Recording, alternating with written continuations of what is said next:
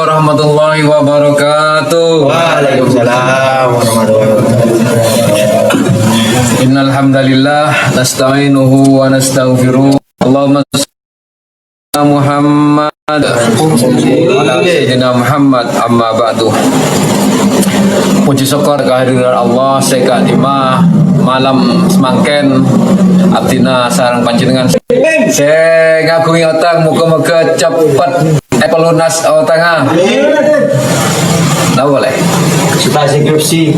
Saya kita mare skripsina moga-moga cepat mare skripsina. Saya tak nemu juduna moga-moga cepat bertemu sareng Allah sareng juduna. Amin. Hikam Ibnu Athaillah As-Sakandari yang menginjak pada pada hikmah yang kedua kemarin kata kuncinya keinginanmu iradatu kata jerit ma'a iqamatillahi iyyaka fil asbab. Ketika Tuhanmu meletakkan kamu pada posisi sebab min syahwatil khafiyah, termasuk dalam syahwat saya alos min syahwatil khafiyah. Jadi tajrid seperti kemarin kita sudah bahas bahwa melepaskan diri dari hiruk pikuk kehidupan duniawi. Jadi tak mikir kehidupan dunia, tak mikir lakoh, tak mikir otang, tak mikir napa, cuma yang dipikirkan takarrub kepada Allah. Emak deka Allah, deka tajrid. Jadi tak banyak memikirkan hal-hal yang berkaitan dengan duniawi. Iradatu tajrid, ketika kamu menginginkan dalam makom tajrid. Nah, jadi Baba ini terus ke makom nikah, ke makom tajrid. Tapi ketika Allah sudah menempatkan kita dalam posisi sebab, yang mana sebab sudah kemarin kita bahas, yaitu apa? Hal-hal yang masih berkaitan dengan duniawi. Kita masih punya tanggungan dalam kehidupan duniawi, pekerjaan, anak, istri, dan sebagainya. Berarti itu masih dalam makom sebab. Nah, ketika kita berada diletakkan oleh Allah di dalam makom sebab, tapi ada nikah terus beda dalam makom tajrid. Makom saya tak mikirnya panapa, cuma saya pikir kun takarrub, saya pikir kun nyemak dek Allah, saya pikir cuma tikir. Sedangkan kita berwaktu itu diletakkan oleh Allah di dalam makom sebab. Makom saya memang kita diberikan tanggung jawab. Nah, nikah tebuna Ibnu Athaillah min syahwatil khafiyah, termasuk syahwat saya alos. Jadi keinginan kita baben terus masuk ke makom tajrid, padahal kita punya tanggung jawab di dalamnya. Di dalam kehidupan ini nikah termasuk dalam syahwat saya alos. Terusannya di dalam hikmah yang kedua,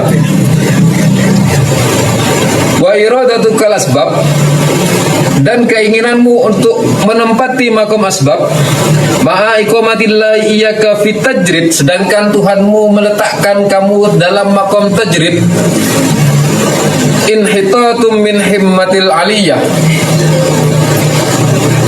inhitatun min himmatil aliyah, jatuhnya dari cita-cita setegi. Cita-cita setegi ini kah depak deka Allah. Jadi makom tajrid nikah biasanya gampang untuk menyemak deka Allah. Nah, ketika kita sudah di makom tajrid pas tero ke makom sebab, padahal Allah sudah meletakkan kita di makom tajrid, Allah sudah jamin kehidupan kita, rezeki sudah Allah jamin. Sedangkan kita waktu itu di makom tajrid sekun lah, karena mungkin cuma yang kerjanya cuma zikir, takarrub untuk kepada Allah, tapi rezeki sudah Allah jamin. Nah, pada waktu itu kita kok aneh mau menempati makom sebab, makom yang masih punya tanggung jawab dengan manusia. Terus ala aku nikah, masih mau bekerja ini, menambah penghasilan ini dan sebagainya. Nah, ini termasuk inhitatum min himmatil aliyah. jatuh dari cita-cita strategik. Jika sudah Allah beri kesempatan, jatuh dari cita-cita yang tinggi.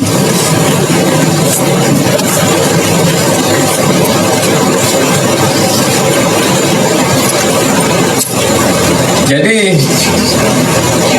kata kuncinya ada di kata iradatuka, keinginan. Biasanya kita berbicara masalah keinginan, ini sedikit banyak berbicara tentang nafsu.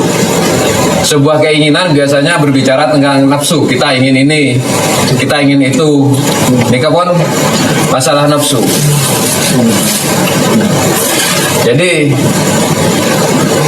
hati-hati ketika kita dalam bertindak. Takutnya kita yang pertama masuk di dalam syahwat yang halus, yang tersembunyi, yang samar. Ibadah bagus, iradah itu kata tajrid, kita menginginkan tajrid, tapi waktu itu kita berada di makom sebab, kita bekerja. Yang kita contohnya kemarin, Mas Ajay, dia punya tanggungan di pekerjaannya. Lah kok tiba-tiba ketika waktunya bekerja ini Mas Ajay terus nyemaah ke pangeran, mau melepaskan pekerjaannya, tak ngurus lah korang sebenting kok ngaji ya 5 juz misalkan. Nah ini termasuk syahwat nafsana Ajay. Ajay sudah dikendalikan nafsunya untuk berzikir. Zikirnya bagus, cuma bukan tempatnya. Tempatnya dia waktu itu di makom sebab. Tempatnya dia waktu itu punya tanggungan. Tempatnya dia waktu itu punya urusan dengan manusia. Lah kok mau tiba-tiba mau melepaskan diri dari tanggungan itu hanya untuk beribadah kepada Allah? Tak salah, ibadahnya tak salah. Namun ini keinginannya ini yang dimaksud terpengaruh oleh nafsu yang halus. Jadi hati-hati ketika memang di hikmah yang kedua ini itu berteh-teh kita dalam memahami ini. Harus sedikit hati-hati dalam memahami hikmah yang kedua ini. Karena setan itu godaannya alosah, sangat halus setan dalam menggoda kita. Nah coba bayangkan, ngaji Al-Quran salah enggak? Kan tidak salah. Nah, tapi kok di Ibnu Athaillah mengatakan ini termasuk syahwat, termasuk nafsu kita dikendalikan nafsu kita. Karena kita waktu itu bukan waktunya kita untuk mendekat kepada Allah, bukan waktunya untuk ngaji, waktunya kita waktu itu untuk bekerja. Tanggung jawab kita untuk bekerja. Lah kok tiba-tiba kita mau ngaji 5 juz misalkan, sedangkan pekerjaan kita tinggalkan. Nah itu yang dimaksud keinginan kita untuk masuk ke tajrid, padahal waktu itu makom kita di makom sebab. Ini termasuk kita sudah dipengaruhi oleh nafsu sealos, nafsu sesamar. Mak tak wajah samar, kau tidak mau dikatakan samar nafsu kita. Lawang yang kita lakukan bukan hal yang berdosa. Yang kita lakukan bagus, mengaji misalkan. Yang salah, yang disalahkan, yang ingin disampaikan oleh Ibnu Athaillah ini, benih kenang, bukan tempatnya kita melakukan itu. Masa kita punya tanggungan, kita tinggal untuk beribadah. Lakukan pekerjaannya, setelah itu kita lowong, tidak ada tanggungan, baru kita mendekat kepada Allah. Mendekat kepada Allah. Nah itu hikmah yang kedua, iradatuka tajrid ma'a iqamatillahi iyyaka fil asbab min syahwatil khafiyah. Iradatuka asbab, ketika kamu menginginkan posisi sebab, makom sebab, ma'a iqamatillahi iyyaka fil tajrid, sedangkan Allah waktu itu menempatkanmu di posisi tajrid, inhitatun, terjatuh tersungkur kita minal himmatil aliyah. Kita tersungkur dari sebuah cita-cita yang tinggi, yang luhur. Kita sudah difasilitasi oleh Allah untuk mencapai puncak kedekatan dengan Allah, tapi lah kok tiba-tiba kita nyeleneh, mau bekerja ini, mau bekerja itu. Nah, kita sudah tersungkur di dalam cita-cita yang tinggi itu.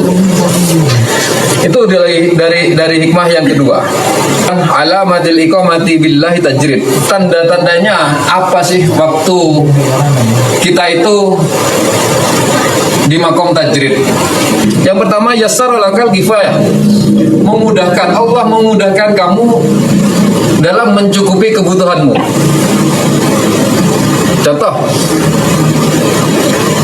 kita di dalam makom tajrid biasanya seorang itu suka berzikir, dia sudah tidak mau ngurusi pekerjaan-pekerjaan yang berkaitan dengan duniawi, maunya cuma zikir kepada Allah. Tapi janji Allah, man yattaqillah yarzuqhu min haitsu la yahtasib.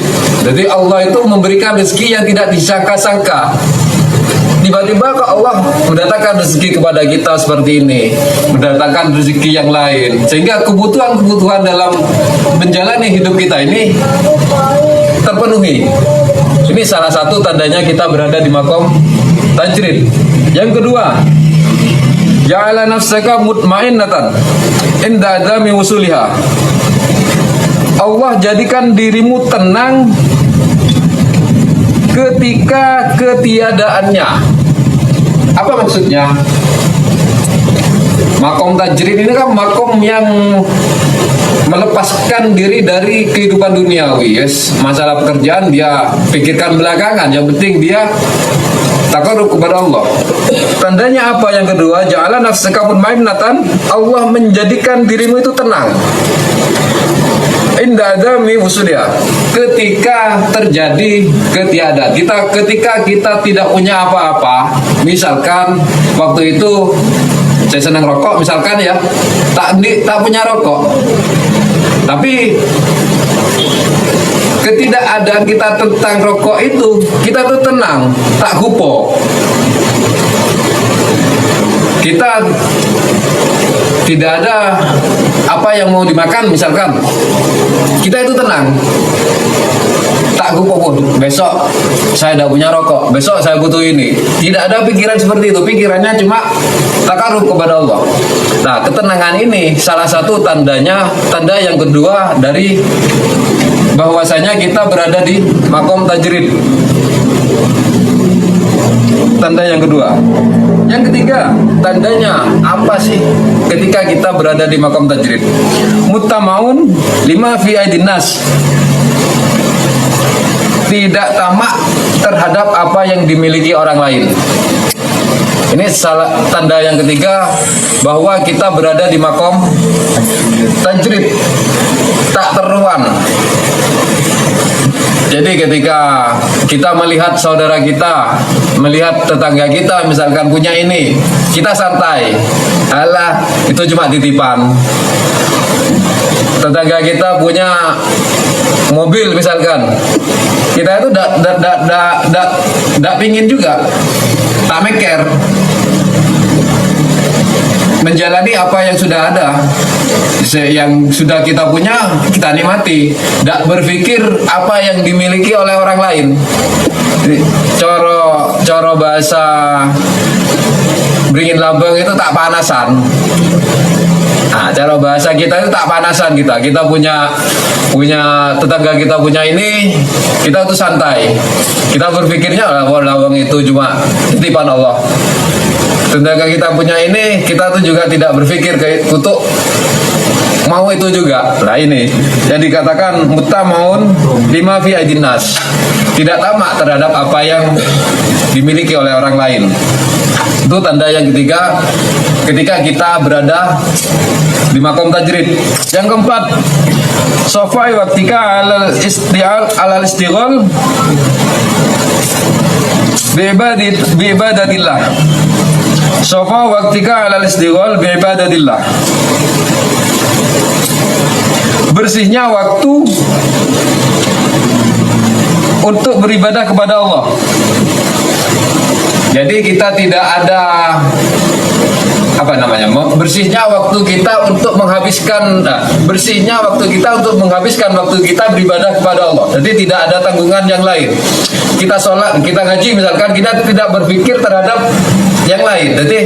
Jadi sekarang misalkan kita ngaji waqiah, pikiran kita tidak kemana-mana. Saya masih mau jemput istri saya. Nah, ini sudah berarti kita masih belum berada di makom tajrid. Kita berada di makom sebab, karena waktu kita ketika kita takarrub kepada Allah, kita punya pikiran yang lain yang jadi beban kita, yang jadi tanggung jawab kita. Kita yang dicontohkan tadi Mas Ajay ngaji, tapi di dalam hati nurani Mas Ajay berkata, sekarang saya ngaji, tapi di belakang ada orang lain yang menunggu pelayanan saya. Nah, berarti belum masuk di makom tajrid sebenarnya. Ini yang dikatakan nafsu yang tersembunyi. Bisa jadi kita beribadah itu karena nafsu kita. Banyak kalau kita bicara nafsu, apakah nafsu ini ria atau nafsu ini cuma ingin kita agar rezekinya lancar. Mungkin kan cuma karena nafsu kita ngajinya, bukan karena Allah. Nah, ketika di makom tajrid kita semuanya karena Allah. Ngaji kita karena Allah, bukan karena ngaji kita ingin ini, ingin itu.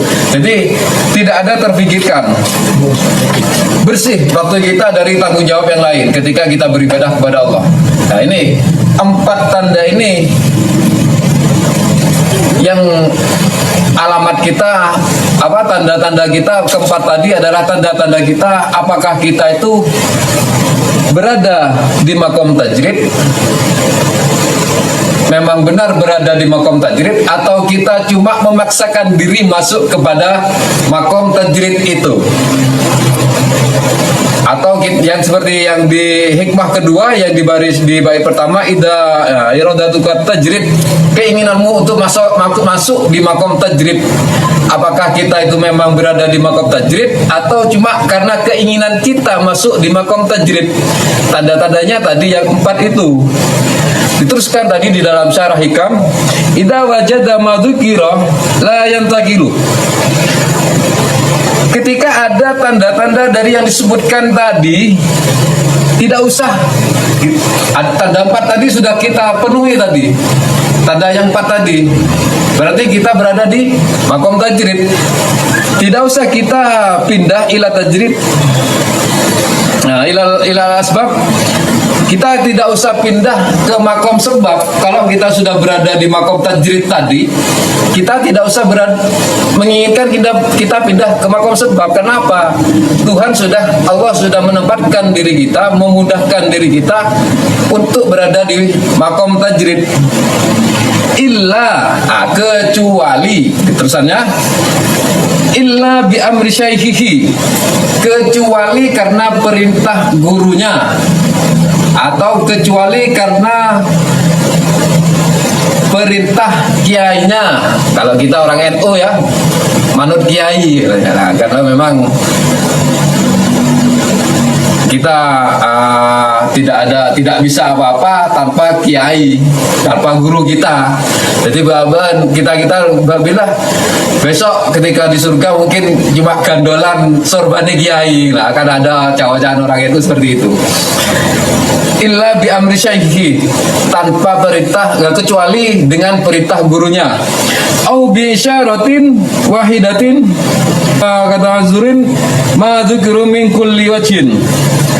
Kecuali ada tanda-tanda di 4 yang tadi itu gugur, ada udzur di dalamnya, kita tidak masuk di dalamnya. Misalkan kita meyakini makom kita tajrid, tapi tanda yang pertama kita tidak masuk, yassara lokal kifayah, kebutuhan kita belum cukup untuk makan, anak istri kita masih kurang. Nah, kita berarti bukan di makom kita. Tajrid bukan makom kita. Oke lah, kecukupannya sudah dipenuhi oleh Allah. Rezekinya lancar, datang dari mana-mana misalkan ya. Tapi ja'ala nafsaka mutmainnatan 'inda adami wusuliha. Allah menjadikan dirimu tenang ketika ketidakadaannya, maksudnya ya.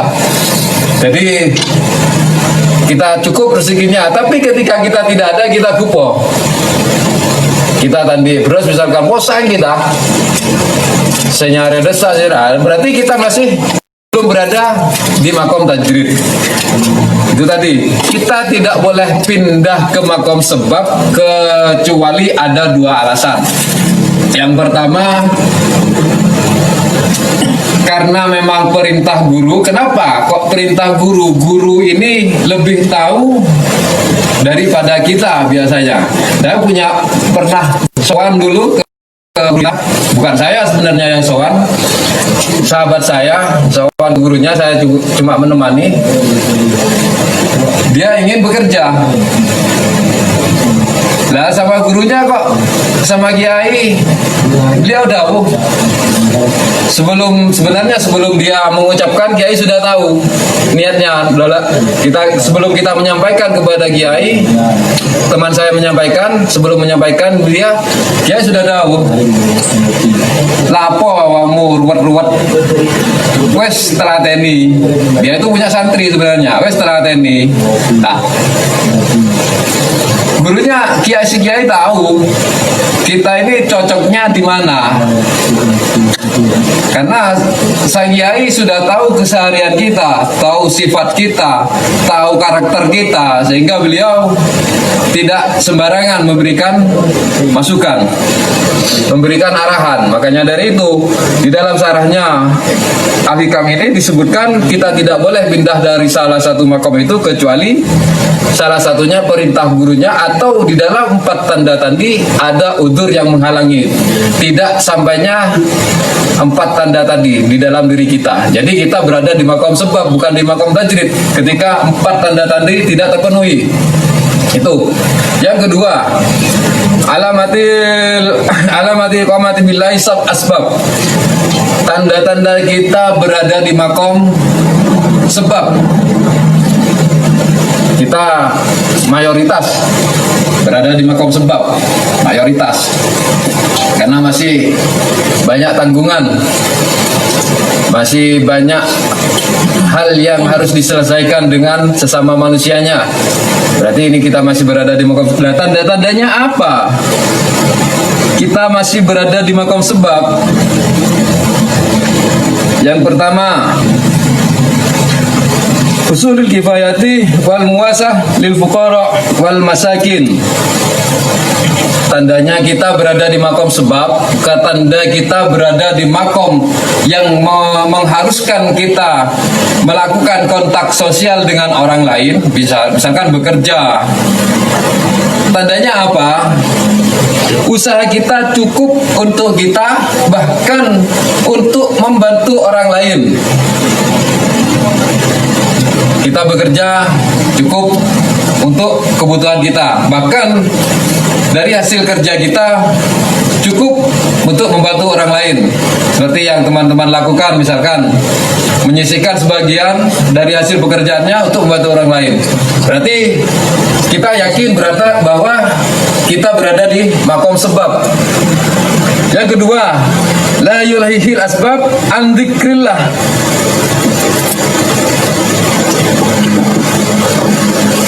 Tidak melalaikan dari ingat kepada Allah. Apa maksudnya? La yulhihil asbab ila dzikrillah.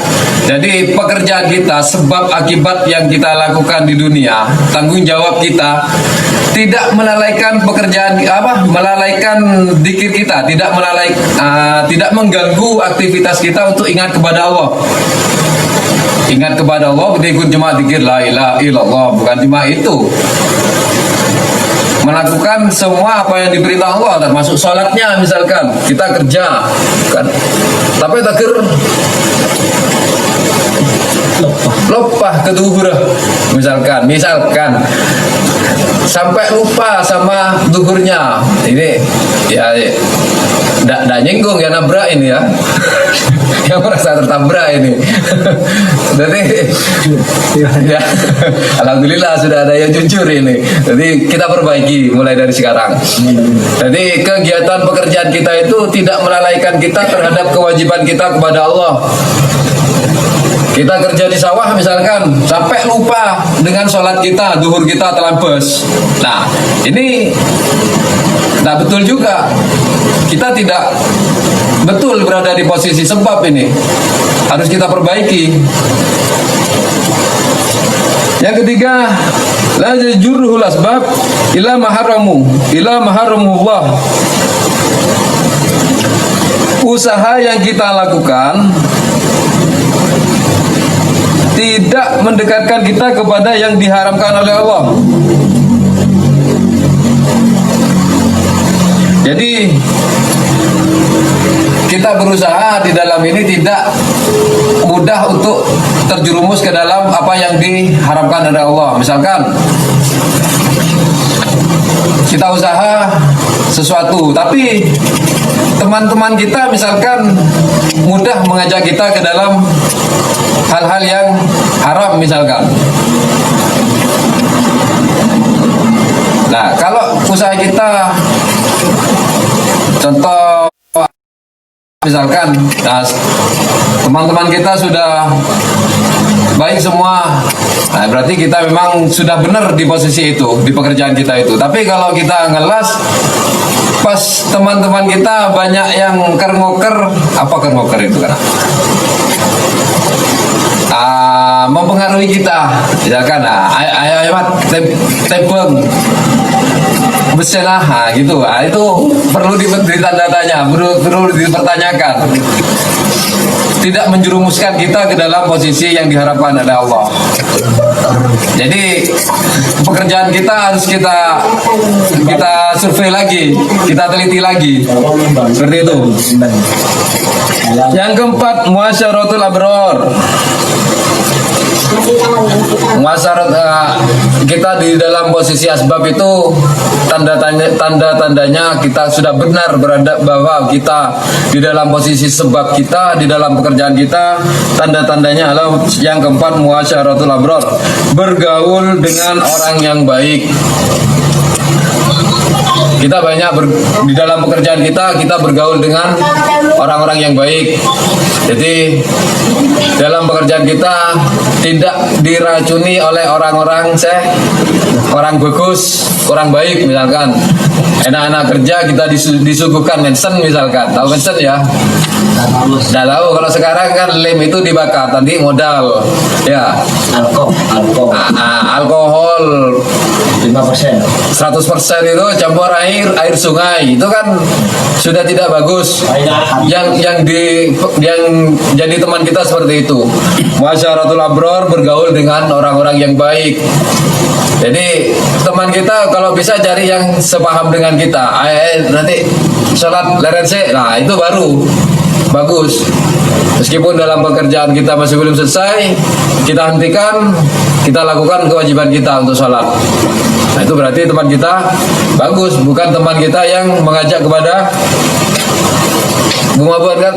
bambu mabuan tadi. Apalagi mabuknya zaman sekarang, mabuknya galugalan, mabuk tidak punya bondo.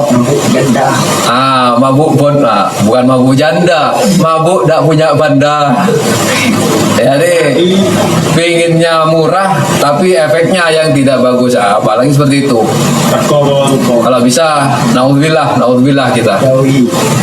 Yang kelima, mujanabatul asror, menjauhi orang yang jahat. Nah ya ini tadi, ketika ada teman-teman kita yang sifatnya jahat, entah itu sifat antena atau kelakuannya senang nguntit misalkan. Apa nguntit itu? Nyetot misalkan, senang nyetot misalkan ya. Gibah termasuk itu hati, penyakitnya hati. Ini kita harus jauhi, berhati-hati dengan orang-orang yang seperti itu. Nah, kok ada rumus kenapa? Ya, tadi disebutkan oleh Mas Farid, gibah. Kita hati-hati bergaul dengan orang-orang yang suka seperti itu. Karena apa? Bisa jadi suatu saat kita juga digibah seperti itu. Nah ini yang disampaikan di dalam Syarah Hikam ini, akibatnya seperti itu. kita bergaul dengan orang-orang yang suka nyetot misalkan, bisa jadi kita apabila suatu saat nyetot juga penghasilan kita. Kenapa? Kalau masalah hukum itu sekundi banyak tetap hukum, bukan karena wah saya nyetot bos, saya nyetot bener kan kun cuma 5.000. Haram ya, haram. Nah, haram itu tetap haram meskipun 100 rupiah. Masa dimasukkan ke makruh. Tidak, bukan karena cuma 5.000 pas makro. Tidak ada ceritanya. Random bro. Jadi ini aja Tidak ada ceritanya. Yang keenam, usulun niyah sholihah, adanya niat yang baik dalam ketika kita melakukan pekerjaan itu. Jadi di dalam melakukan sebuah pekerjaan itu, di dalam pekerjaan kita ada niat yang baik. Misalkan untuk nafkah keluarga, ini niatnya sudah bagus. Misalkan untuk membantu orang tua, ini kan niatnya sudah bagus. Tapi kalau kita kerja, misalkan kita kerja, tapi niatnya kita nanti buat beli sesuatu yang diharamkan oleh Allah, ini sudah niatnya tidak bagus. Nah, ini perlu dikaji ulang pekerjaan kita. Berarti kita berada di makom sebab tapi tempatnya tidak tepat. Kita harus cari lagi pekerjaan yang lebih baik dari itu. Apabila tanda-tanda tadi itu ada di diri kita, berarti kita sudah pas berada di pekerjaan kita, berada di makom kita. Idza wajada madzukira la yantaqilah ila tajrid. Ketika semuanya yang disebut tadi itu ada di dalam diri kita, tidak usah pindah ke makom tajrid. Semuanya sudah terpenuhi tadi, pekerjaannya sudah baik dengan tanda-tandanya tadi. Lah kok kita mau pindah ke makom tajrid? Nyoba. Ah, ini yang kan tadi ditakutkan.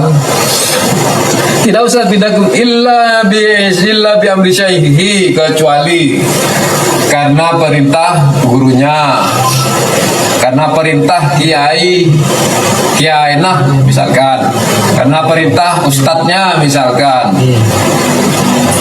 karena perintah yang lebih tahu dari kita, guru kita. Bisyaratin wahidatin, atau dari tanda-tanda yang tadi itu ada udur di dalamnya, tidak terpenuhi semuanya. Teman kita jahat, niat kita jahat, berarti kita kaji ulang pekerjaan kita. Apakah kita mau pindah ke tajwid? Terkadang kita sebenarnya diletakkan oleh Allah di dalam makom tajwid, tapi kita maksa untuk ke makom sebab. Akhirnya apa? Pekerjaan kita tak sukses. Niat kita coba. Ini kita kaji apakah kita mau pindah ke tajwid. Padahal kita sudah cari pekerjaan yang lain-lain, ya seperti itu juga hasilnya. Maka itu perlu kita kaji, apakah kita pindah ke tajwid atau kita tetap berada di makom itu dengan memperbaiki apa yang kita kerjakan. Itu yang bisa disampaikan pada malam hari ini terkait dengan hikmah yang kedua.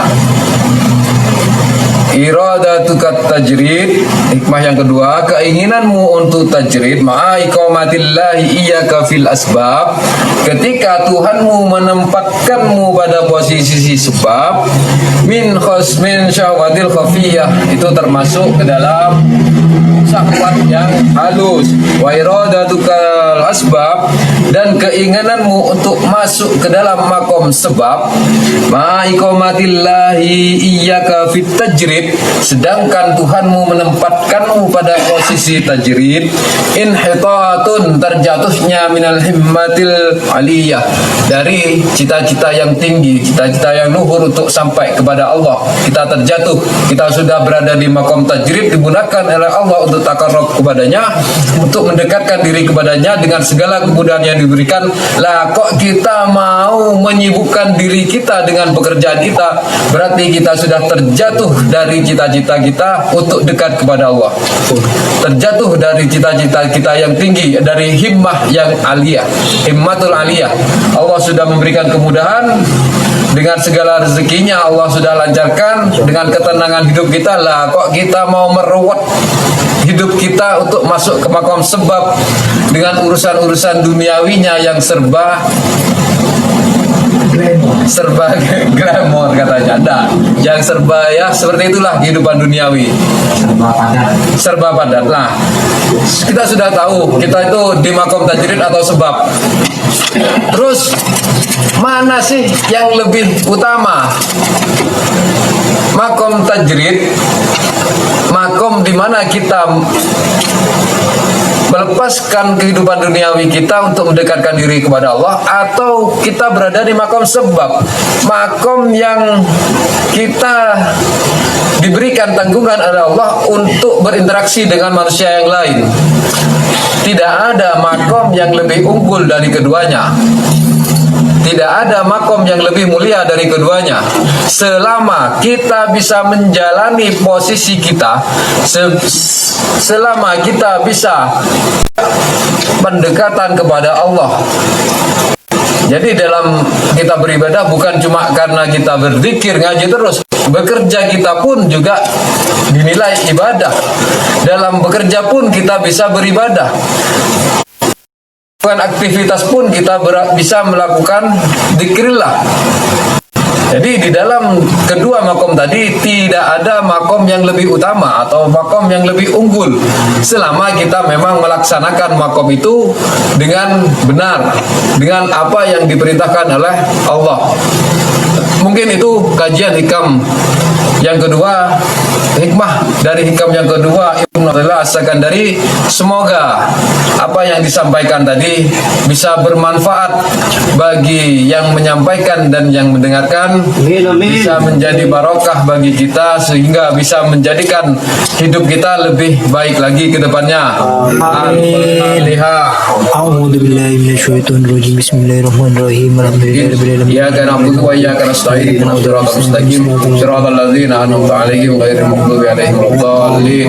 Assalamualaikum warahmatullahi wabarakatuh.